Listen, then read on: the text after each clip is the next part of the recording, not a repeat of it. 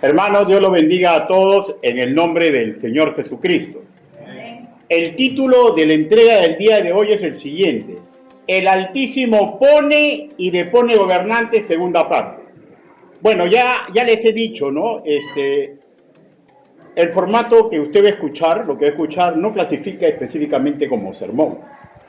El de la semana pasada sí, donde nos centramos casi estrictamente en la soberanía y poder divino como encausador principal de la historia de la humanidad. Y eso es lo macro, lo más macro que puede haber, ¿ya?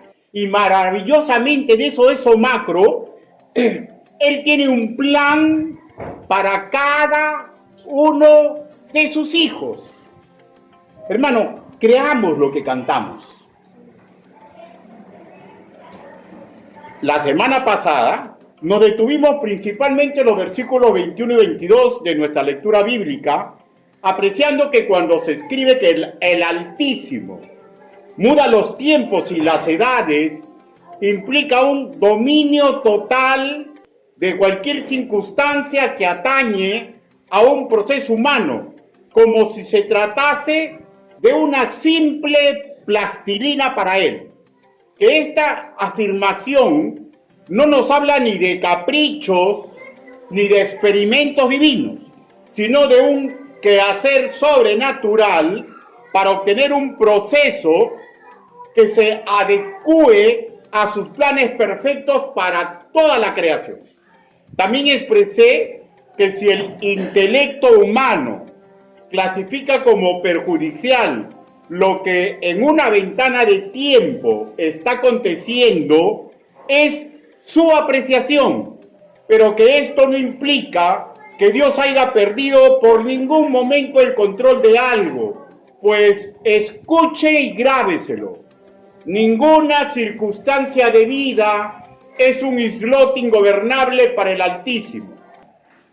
Cuando apreciamos Daniel capítulo 2, versículo 21 en su segunda parte, sobre que el Altísimo quita reyes y pone reyes, expresamos y pusimos ejemplo en este aspecto de la soberanía divina y pusimos el punto de la afirmación de Jesús sobre Poncio Pilato, Juan 19, 21. Él tuvo autoridad porque vino de lo alto. Espero que a todos nosotros nos sea visible en línea general que toda autoridad humana que se levanta y que cae obedece a soberanía y poder divino. Y aquí entra lo interesante que a veces nuestro intelecto no logra capturar, sin que esto quite responsabilidad de los seres humanos que viven dicho proceso. De aquí en adelante, hermanos míos, vamos a bifurcar nuestra mirada en diferentes procesos históricos, pero ya no apreciando la capacidad y dominio divino, sino intentaré centrar vuestra atención en responsabilidades humanas en dichos procesos que se dieron con hermanos en la fe del pasado. Sin más que acotar en esta parte introductoria, vayamos a las Escrituras. Daniel capítulo 2, versículo del 20 al 23. Si es que usted ya lo ubicó, y si usted está delicadito de salud o si tiene niños en brazos, por favor quédese sentadito, ¿ya? El resto de la congregación puesta de pie. Daniel capítulo 2, versículo del 20 al 23.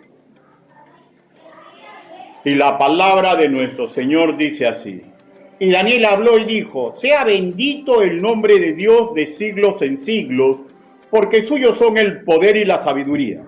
Él muda los tiempos y las edades, quita reyes y pone de reyes, da la sabiduría a los sabios y la ciencia a los entendidos. Él revela lo profundo y lo escondido, conoce lo que está en tinieblas y con él mora la luz. A ti, oh Dios de mis padres, te doy gracias y te alabo, porque me has dado sabiduría y fuerza, y ahora me has revelado lo que te pedimos, pues nos has dado a conocer el asunto del rey. Palabra de Dios. Y digo yo, ¿no? Si le pudo dar el asunto del rey por algo que soñó, ¿Cree usted, hermanos míos, que Él no sabe lo profundo de las cosas que nos acontecen a diario? Todos juntos leamos el versículo 22. 1, 2, 3. Él revela lo profundo y lo escondido, conoce lo que está en tinieblas y con Él mora la luz. Palabra de Dios. Inclinen su rostro, permítame orar. Bendito Padre Celestial, todos los que hoy están reunidos, y espero que todos los que en algún momento puedan escuchar este mensaje, Señor. Señor, todos sin excepción debemos comprender, incluido su predicador, que no existe ser humano digno de predicar ni enseñar sus evangelios. Ayúdeme, Padre. Permita que lo que he investigado y he plasmado, Señor, sea de su agrado completamente y que usted, Señor, mediante el poder del Espíritu Santo, haga resaltar estos asuntos en nuestros corazones. Ayúdenos, Padre, porque sin usted nada somos. Así le suplicamos en el nombre del Señor Jesucristo. Amén. Por favor, tomen asiento.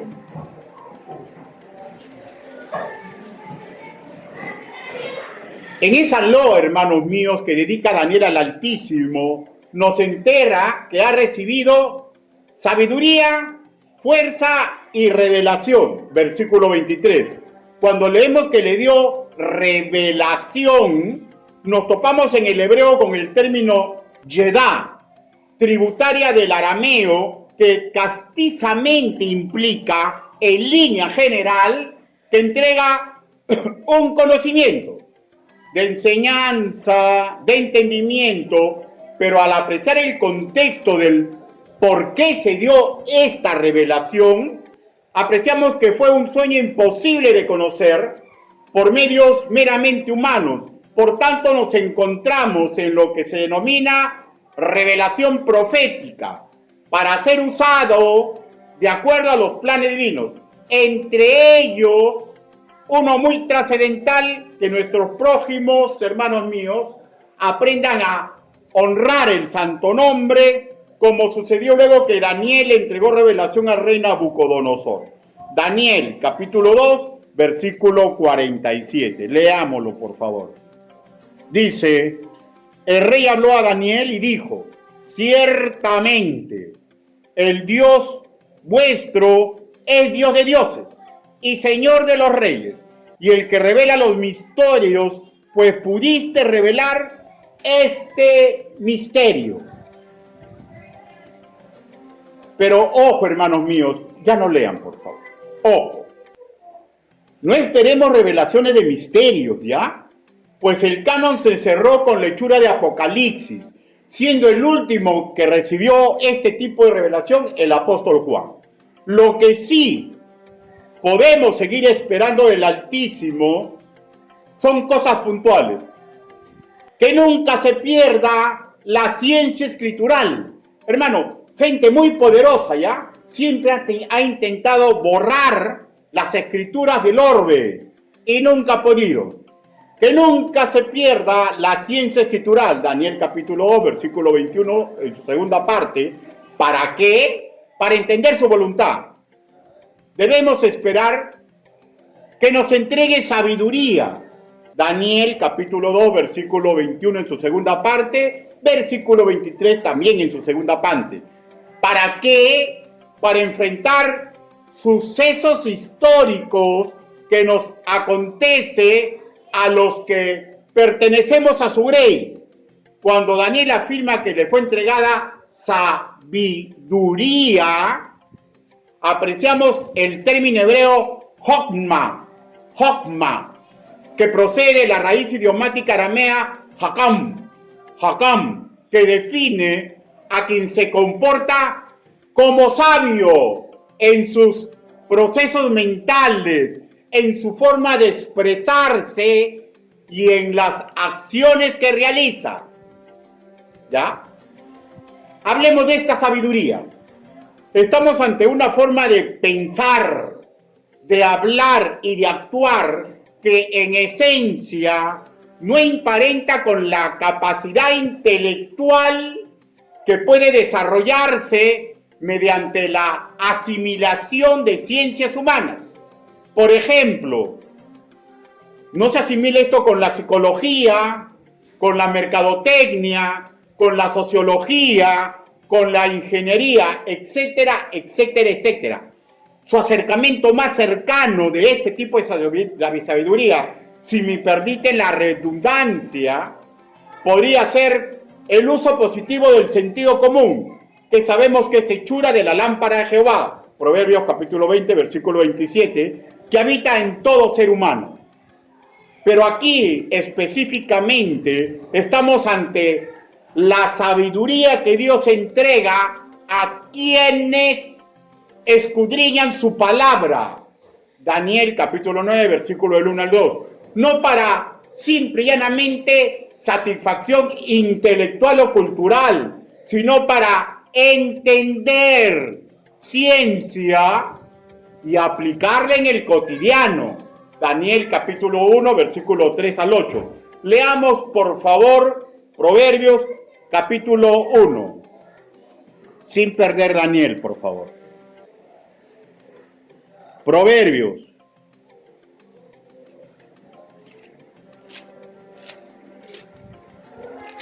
Capítulo 1.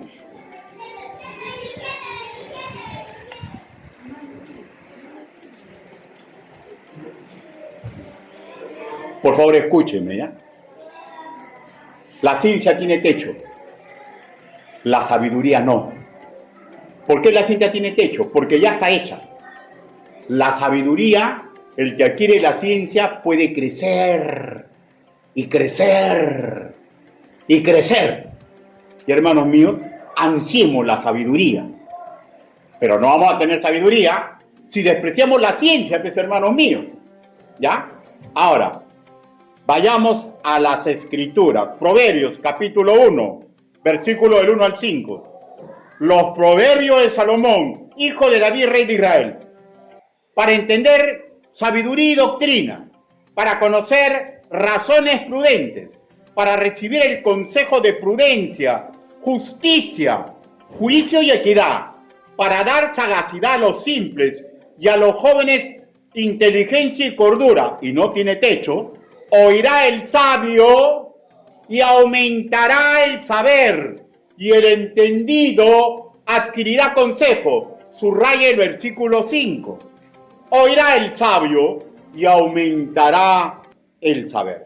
Hermano, este patrón para crecer en sabiduría, para aplicarla en decisiones y situaciones prácticas, tiene que ver con todo lo que nosotros hagamos, ¿ya?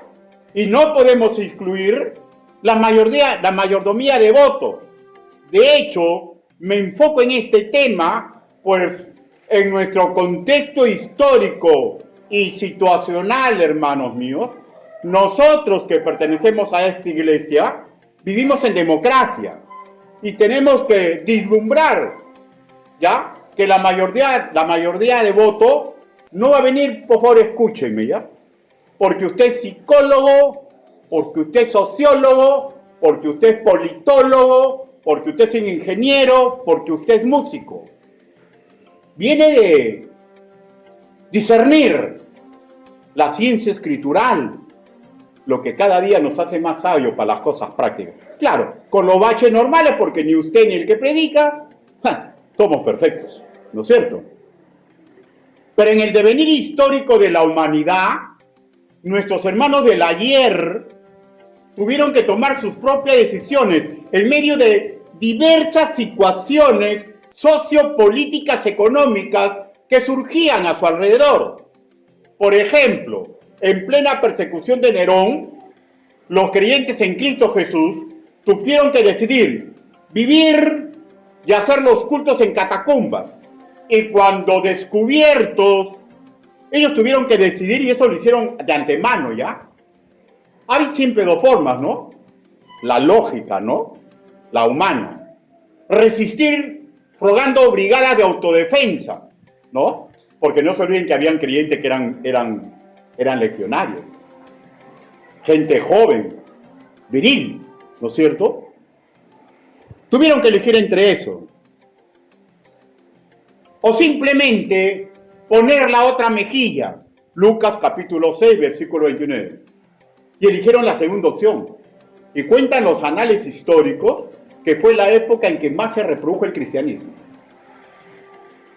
Elegir la segunda opción. Y fueron conducidos al suplicio. O sea, una doctrina que no alimentaba el insulto con el insulto, ni el ojo por ojo, sino la imitación cuasi perfecta de Jesús subiendo mansamente al Gólgota, demostrando respeto al plan trazado en lo alto y amor a la humanidad. Fueron épocas maravillosas, hermano. Claro, no intelectualmente, ¿no? Sino espiritual y ministerialmente. Porque cuando hay persecución, son épocas maravillosas. Lo que nuestro intelecto no acepta. Porque nuestro intelecto está regado por una parte positiva y negativa del sentido común, y ahí vamos al instinto de supervivencia, ¿no es cierto? La historia nos registra de esta época histórica motines liderados por creyentes cristianos. Y ojo, repito, a la fecha habían militares, ciudadanos de élite romana ya de Cristo. Sin embargo, lo que sí registra la historia fue el coraje, defendiendo su fe y soportando su muerte en martirio, y a la cabeza sus pastores, por citar dos ejemplos: el apóstol Pedro crucificado y puesto de cabeza, y Pablo decapitado. Claro, esos son fuentes extrabíblicas, ¿no? Vayamos a otro momento histórico del mismo Imperio Romano. Fue la declaración de Teodosio I, 380 después de Cristo, oficializando el cristianismo como religión oficial imperial. Y cuando esto ocurrió fue un maremoto en la sociedad romana, hermanos míos, ¿ya? No solamente romana, sino de todo el imperio. Salieron muchos pastores y sus comunidades de fe de la vida de catacumbas y se adecuaron y fueron de poco a poco absorbidos por el imperio romano. Luego, en el año 392 después de Cristo, cuando se declara ilegal el paganismo, turba de cristianos, entre comillas, hacían lo que a ellos en el pasado: atacaban, violentaban a los adoradores paganos, atentando contra sus vidas y propiedades. Hijos y nietos, escúcheme, porque esto es clave, hermano mío, conocerle el pasado para no malograr nuestro presente. Hijos y nietos de verdaderos nacidos de nuevo, que ya habían perdido el rastro de la salvación por gracia. Al parecer, pésima decisión de los que con aleluya aceptaron en su pasado, ser parte del sistema oficial religioso romano. Pero hubieron otros pastores y comunidades que nunca salieron de la clandestinidad. Luego la historia universal los conocería como anabatistas. Después hablaré por qué se le llamó anabatistas. Estos grupos humanos solían adoptar el nombre de su comunidad secular o el de sus pastores. Incluso hasta hace 30 años atrás o 20 años atrás, aún los bautistas manteníamos esa costumbre. Abríamos una obra y le poníamos el nombre de la comunidad. Cosas que se van perdiendo, son tradiciones, ¿no, hermanos míos? No tiene una importancia muy marcada. Pero estos que se negaron a acoplarse al sistema oficial romano, continuaron en la clandestinidad. Y aquí es cuando se cumple eso de que las puertas del Hades o infierno no prevalecerán contra la iglesia. Mateo capítulo 16, versículo 18. La fe verdadera, escúcheme, nunca se perdió, ni se puede perder. Habrá un lapso en que la iglesia sea arrebatada, pero ese es otro tema. Pero a veces yo escucho y dice que la fe se perdió. O sea, la fe nunca se perdió, ni se perderá. Los que no aceptaron la ventajosa propuesta de Teodosio I fue a mérito de que discernieron el espíritu de esa convocatoria. Primera de Corintios capítulo 8, para eso se les entregan dones. Y así evitaron ser la primera materia prima para la iglesia romana, que luego agregaría títulos apostólica y católica. un poder temporal y religioso que sería soporte de la herencia romana, que incluso ha llegado hasta nuestra época, ¿no? En las guerras religiosas de transición a la edad moderna, al interior del catolicismo romano, se inició un proceso cismático conocido universalmente como la Reforma.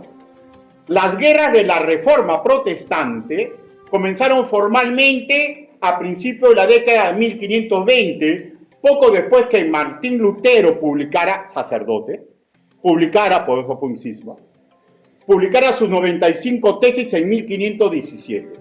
Nobles y plebeyos, protestantes y sus líderes religiosos, por ejemplo Lutero, Calvino, Ulrico Zwinglio y otros, se enfrentaron al adalid católico, por aquel entonces el emperador Carlos V. En aquel entonces, muchos creyentes ajenos a este quehacer religioso y político revolucionario que ocurrió al interior del cristianismo, y qué bueno que ocurrió en el aspecto espiritual, ¿no, hermanos míos? Pero los otros aspectos fueron negativos, parte de la historia, ¿no?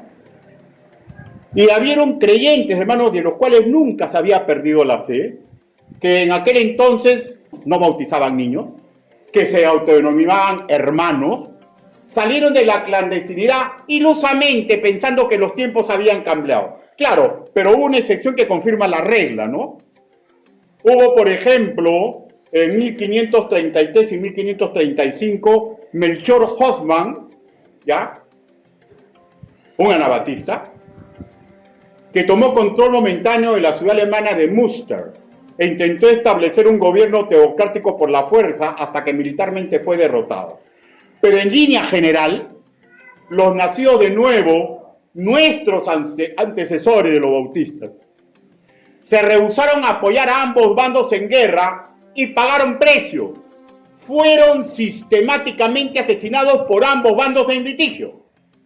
Primero en el Sena, arrojados al fondo del río con una piedra atada a sus tobillos, lo que se llamó el rebautizo, y ellos conocidos con la chapa de anabatistas. El doctor Ismael Amaya, estudioso bíblico, uno de los traductores de la Biblia de las Américas, afirma que sería difícil encontrar en la historia de la Iglesia un acontecimiento más triste que el caso de los anabatistas que fueron perseguidos por ambos grupos en pugna en la época de la Reforma, siendo martirizados al negarse a adjurar a sus convicciones, que eran principios inaceptables para la sociedad de aquel entonces y la iglesia de su tiempo, la romanista y la protestante. De ellos, hermanos míos, ya de ellos que surgieron, procedemos nosotros los bautistas, que predicamos a Cristo de acuerdo al mandato de la Gran Comisión, o sea, una comunidad hacia afuera, ¿ya? Y poco a poco las marcas bautistas y nuestras tradiciones, por ejemplo, de llamarnos hermanos de nuestros antecesores, fueron adoptados por los protestantes. Los otros que descienden directamente de este tronco anabatista fueron los cuáqueros, los amish, los menonitas, la iglesia de los hermanos, todos estos últimos nombrados que viven un cristianismo apostólico pero hacia adentro, ¿ya? O sea, crean comunidades aisladas. Decisiones y más decisiones. Decisiones de los anabatistas, de nosotros los descendientes de ellos, de los verdaderos nacidos de nuevo de aquel entonces que se sublemaron contra la doctrina de la Iglesia Católica y a su vez incursionaron en acciones bélicas. Decisiones de este anabatista que se olvidó que éramos pacifistas y se enroló también. Decisiones y más decisiones. Y no se juzga, ¿y hermanos míos? No se juzga. Simplemente estamos hablando de historia. Ahora, brevemente situémonos en Alemania pre-Segunda Guerra Mundial. Hermano, hubieron verdaderos nacidos de nuevo que apoyaron democráticamente al partido nazi en su toma del poder en Alemania, ¿ya? Luego, en sus atrocidades, el silencio de unos y resistencia de otros ante el holocausto judío y ante otras minorías forma parte de la historia de las civilizaciones. Decisiones y más decisiones. Ahora, distingamos también una ventana de tiempo de 1955 a 1968. El pastor bautista estadounidense Martin Luther King, inspirándose en la figura del patriota hindú Mahatma Gandhi y en la teoría de la desobediencia civil del anarquista Henry David Thoreau, este fue su legado, su devenir, su base ideológica. Bueno, Martin Luther King lideró un movimiento no violento contra la segregación racial. Encabezó marchas y huelgas pacíficas en las calles por los derechos civiles de los Estados Unidos de Norteamérica. Ganó el premio Nobel y su discurso Tengo un sueño es considerado el segundo discurso político más influyente de la historia de la humanidad. No el sermón más influyente, ¿ya? El segundo discurso político más influyente de la humanidad. Él obtuvo los premios que el hombre, a mérito de su excelente obra, ¿ya?, que realizó, pero también recibió ataques a su testimonio típicos al medio en el cual decidió desenvolverse, ¿no? Se dice, por ejemplo, sin confirmar, que el FBI de aquella época tenía cinta de sus infidelidades maritales. Se dice, ¿no? O sea, el que se mete en ese mundo tiene que comprender que a veces nunca se llega a saber la verdad o mentira, pero meterse en ese mundo hay un precio. Como también hay cosas lindas, ¿no? El premio Nobel, pues, ¿no? Que mi discurso sea considerado el segundo discurso más influyente de toda la humanidad. ¡Wow! ¡Qué maravilloso, ¿no, hermano mío? ¡Qué maravilloso! Bueno, yo he visto ese, y de verdad pega bastante. Pero vamos a ir a algo más contemporáneo, ¿no? En nuestra patria, el señor Fujimori llegó en su primer periodo de gobierno al poder con un fuerte apoyo evangélico en las urnas. Y hubieron pastores que se inmiscuyeron en el quehacer político partidario de aquel entonces, ¿no es cierto? Hay pastores que han sido congresistas. Decisiones y más decisiones, ¿no es cierto? Y si echamos una mirada retrospectiva más al norte, cuenta la historia que Hugo Chávez recibió el apoyo de diversos grupos evangélicos en su nación, especialmente a partir de su reelección en el 2006. Y aunque la relación, cuentan los análisis históricos, fue compleja, respaldaron su gestión e incluso llegaron a proponerlo como un referente de liderazgo espiritual y político. Decisiones y más decisiones. Ojo, en línea general, lo que estoy nombrando de nuestros hermanos de la fe del pasado y algunos contemporáneos son recuerdos neutros, ¿ya?, de decisiones que ellos en su momento histórico tomaron. De hecho, algunas de esas decisiones van a producir coronas y otras van a ser quemadas como hojarasca. 1 Corintios capítulo 3, versículos del 11 al 15. Hoy vemos uno que otro pastor, e incluso congregaciones enteras metidas nuevamente en estos menesteres políticos. Decisiones y más decisiones, y se respeta. Si retrocedemos al siglo XIX, el pastor bautista inglés Charles Spurgeon, desde sus actividades eclesiales en el Tabernáculo Metropolitano en Londres, impactó tanto a su sociedad por su testimonio y su predicación cristocéntrica, que se afirmaba que recibía la visita de ministros de la corona, incluso la misma reina Victoria, disfrazada, dicen que asistía a sus sermones. Cuentan que se negó a ser ministro de Educación de la corona. Pero a su vez, hermanos míos, predicó encendidos sermones que cerraron las puertas a la ideología marxista en los hogares de los obreros de su país, al predicar él la salvación espiritual en Cristo, sustancialmente opuesta a la salvación material a través de la revolución proletaria. Y él, en sus sermones, sustentaba sustentaba, hermanos míos, y daba razones de la inconsistencia de ser a su vez creyente y amante de cualquier tipo de lucha de clases. ¿Ya?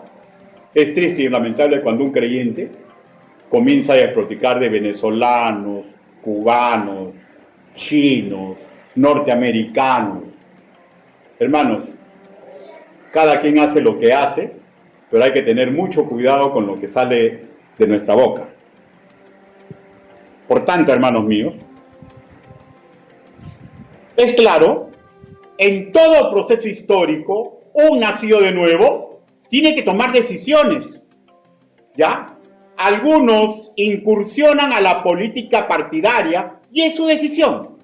Otros arrastran a su congregación a vericuetos políticos, su decisión. Otros solamente ejercen mayordomía de voto, su decisión.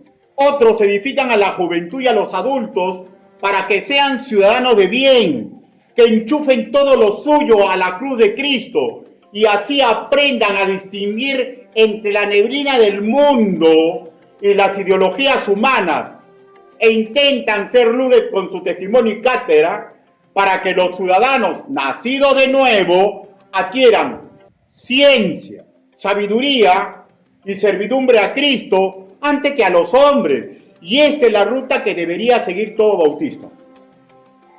Esta es la ruta que debería seguir todo bautista. Bueno, a menos que tenga una decisión de incursionar en la política. Pero aquellos que quieran incursionar en política partidaria siempre deben saber que hay un tremendo precio por pagar.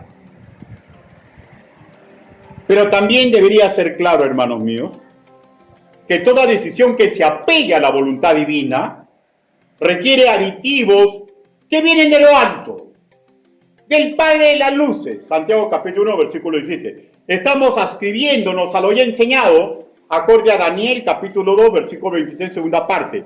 Sabiduría. Pero en dicho versículo hay más, ¿no? Otro complemento que Daniel nombra. Leamos nuevamente. Daniel, capítulo 2, versículo 23.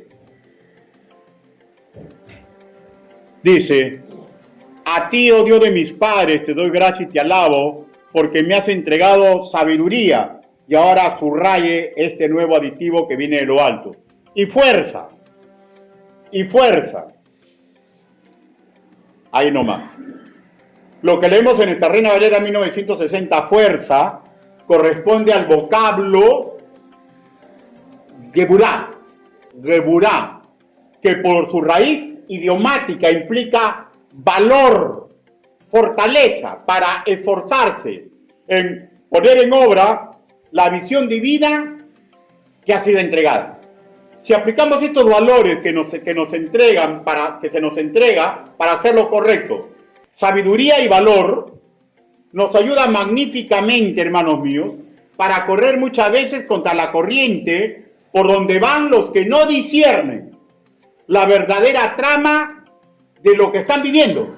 No disciernen. Ahora, la pregunta es ¿por qué no disciernen? Simple, porque no son tributarios de la ciencia escritural. Y no disciernen, hermano. No disciernen. Pero hay que solucionar eso, ¿no? Es una decisión personal. Decisiones y decisiones. Y los que disciernen, hermanos míos, muchas veces parece que obran para perder, pero no. Actúan en concordancia con lo que le agrada al Padre Celestial. Una forma peculiar de ser más que vencedores. ¿Ya? Si aplicamos estos valores de lo alto, que entrega el Altísimo a quienes se dejan edificar, moldear en ideas, proyectos y sentimientos por las Escrituras, seremos como salmones. Nadaremos contra la corriente de mucha gente. Aplicaremos esto al voto ciudadano. Tenemos que enchufarlo con una visión de vida que el Altísimo le agrada, porque ¿saben qué, hermanos míos?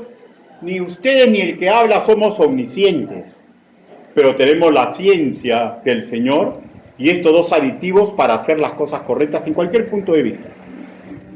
Las escrituras al respecto nos entregan la siguiente sabiduría preventiva, pero a su vez profética. Así que tengamos cuidado cuando votamos, ¿ya? Y cuando decidimos no votar. Busquemos y leamos Proverbios, capítulo 29, versículo 2. Proverbios,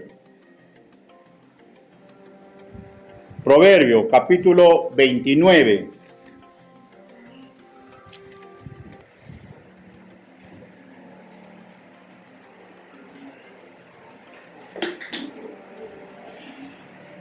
Versículo 2. Dice: cuando los justos dominan, el pueblo se alegra, mas cuando domina el impío, el pueblo gime. El pueblo gime. Usemos correctamente nuestra mayoría de votos. Usemos correctamente porque esto es preventivo y profético. Preventivo y profético. Y aunque nosotros no somos omniscientes, no sabemos lo que va a pasar, tengamos la conciencia tranquila de haber hecho lo correcto. De haber hecho lo correcto. Voy a poner una base simple, ¿ya? Del sentido común positivo, porque usted sabe que hay sentido común negativo. Por ejemplo, hay un gran sentido común para hacer trampa, ¿no? Hacen las cosas tan maravillosas y uno dice, wow, qué gente más inteligente. Hay un sentido común negativo, donde utilizan esa maravillosa capacidad que Dios le ha puesto a todo ser humano para hacer maldad. ¿Ya? Para hacer maldad. Y eso se ve en cualquier circunstancia de vida, mi hermano, ¿no? Hacen las cosas tan bien que uno dice, ¿no? Los grandes engañadores, los grandes hipócritas, ¿no? Personas que moldean todo a su gusto, ¿no? Y dice, ¿qué sentido para hacer las cosas? ¿Qué inteligencia? ¿Qué capacidad? Dicen, no, sí hay. Hubo, por ejemplo, un hombre, ¿no? Que comenzó a odiar a David y armó todo para que su hijo le dé el golpe de Estado. Y todo lo hacía con mucho sentido común, con mucha capacidad analítica. Bueno, dejemos eso ahí. Pero quiero poner una base en el sentido común positivo. Si el grupo o la persona que pide nuestro voto, en su plan y manifiesto ideológico, ¿ya? Sabe que está pidiendo el voto para gobernar en nuestro país y no va a venir con asado, pues, ¿no? Va a venir con carita de ángel, ¿no? ¿O no? Va a venir bien bacán, ¿no es cierto? Pero en su manifiesto ideológico da a entender que no hay Dios, que no creen en el ordenamiento ancestral para el matrimonio, que atentan contra la vida de los nonatos, que apoyan al aborto, ¿ya? Que tienen inclinaciones para regentar la vida de nuestros hijos por decreto, dejando la autoridad paternal de lado. Si se llenan de proyectos que enseñan al pobre a ansiar expropiaciones y confiscaciones a lo rico entre nuestra sociedad, una forma social de apropiación legal del trabajo de otros, ¿se acuerdan? Exprópiense, ¿no? ¿Se acuerdan? Pero sin una justa retribución económica, sospechemos. Mínimo, pues, hermano. Agreguemos la información de desenvolvimiento como figura pública y tendremos un cuadro muy preciso sobre esa persona, de quienes lo rodean y lo que debemos esperar de ellos si logran o mantienen poder y autoridad política. ¿Qué podría inclinar a su favor que un verdadero creyente, un estudiante de las Escrituras, apoye en su comunidad para que este tipo de personas adquiera el poder? De hecho, ¿no? No hay sabiduría porque cotidianamente desprecia la ciencia escritural. 1 más 1 son 2. Yo sé que de repente a alguien le está cayendo fuerte estas palabras. Lo estoy diciendo sin anestesia, ¿no, hermanos míos? Verdaderos creyentes que se niegan a caminar en la sabiduría y parámetros que descienden las Escrituras. Ojo, nunca va a existir un gobierno justo, ni de reyes, ni de jeques, ni de emperadores, ni el maravilloso sistema de dictadores romanos de la antigüedad, ¿no? que cuando Roma tenía problemas, estos tomaban el poder, solucionaban las cosas y regresaban nuevamente a arar sus campos, ¿ya? Ni siquiera esta etapa tan idealizada, ¿ya? Ni siquiera esta etapa, ni cuando hay galores, ni derecha ni de izquierda, ni demócratas ni republicanos, déle el nombre y denominación que usted le desee. Esta justicia en todo nivel, solamente se va a dar en el futuro reino del milenio, ¿ya? Así que no estemos peleando, hermanos míos. No estemos malogrando el círculo del amor. Pasado el momento, sigamos adelante, hermanos. Hermanos, en línea general, en los procesos históricos de lo que vendrá, va a haber un momento en que el demonio, hermanos míos, va a ser sujetado, va a ser encarcelado. Y va a haber 1000 años con el Rey Señor de Señores, y ahí vamos a lograr un gobierno justo, equitativo. En ese periodo se va a cumplir que el conocimiento del Señor Jesús va a ser universal. El profeta Habacuc, capítulo 2, versículo 14, lo expresó así: la tierra será llena del conocimiento de la gloria del Señor, como las aguas cubren el mar. Momentos futuros que van a llegar. Busque Miqueas.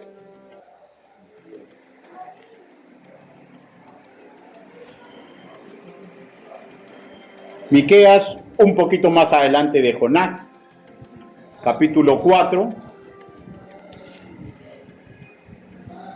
versículo del 1 al 5, dice: acontecerá en los postreros días que el monte de la casa de Jehová será establecido por cabecera de montes y más alto que los collados, y correrán a él los pueblos. Vendrán muchas naciones y dirán: venid y subamos al monte de Jehová, a la casa del Dios de Jacob, y nos enseñará en sus caminos, y andaremos por sus veredas, porque de Sión saldrá la ley, y de Jerusalén la palabra de Jehová, y él jurará entre muchos pueblos, y corregirá naciones poderosas hasta muy lejos, y martillarán sus espadas para asadores, y la lanza para hoces. No alzará espada nación contra nación, ni se ensayarán más para la guerra. Y se sentará cada uno debajo de su vid y debajo de su higuera, y no habrá quien lo amedrente, porque la boca de Jehová de los ejércitos lo ha hablado. Aunque todos los pueblos anden cada uno en el nombre de su Dios, nosotros con todo andaremos en nombre de Jehová nuestro Dios eternamente y para siempre. Va a llegar ese momento, hermanos. Momentos maravillosos en que el mundo va a estar en paz. 1000 años. Pero en nuestro hoy, estando en democracia, por favor, escuchen. Votamos simplemente para evitar la anarquía, porque alguien tiene que estar en el poder. Votamos buscando el mal menor, pues aunque quien gobierne tenga buenas intenciones, ninguno es Cristo. Todos son hombres y mujeres imperfectos, sus equipos de trabajo. Y están rodeados de seres humanos, como usted y mi persona, sujetos a pasiones.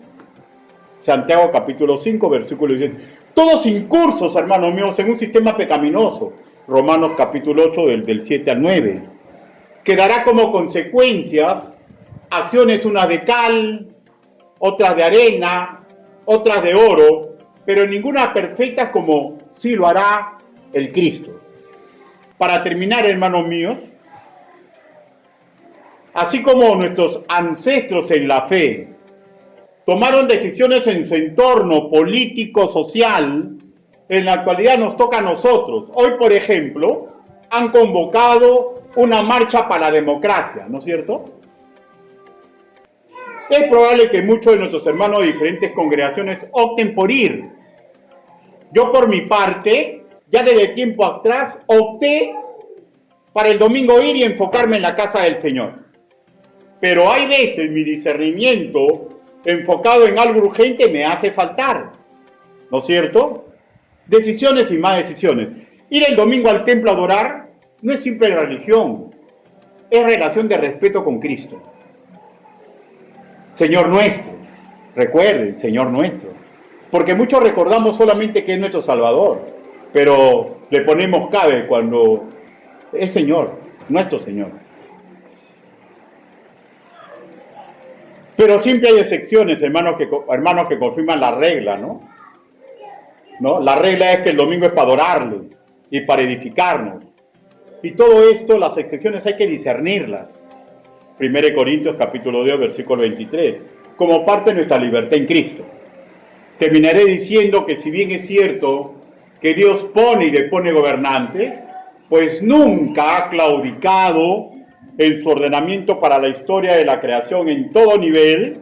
Esto no cancela nuestra responsabilidad como mayordomo del Altísimo. No cancela. No cancela. Actuemos con criterio, con sabiduría, con valentía, que son valores que el Altísimo entrega a quienes aceptan el molde de ser adoradores en espíritu y en verdad, para bendecir en todo nivel a la humanidad, para realizarlo nosotros mismos e incentivar que se alabe el santo nombre al cual servimos y adoramos. Hagamos como cantamos, hagamos la voluntad de Dios. Confiemos que Él tiene un plan, hermanos míos, para cada uno de nosotros. Y aunque nos duela decir, tiene un plan para nuestra nación.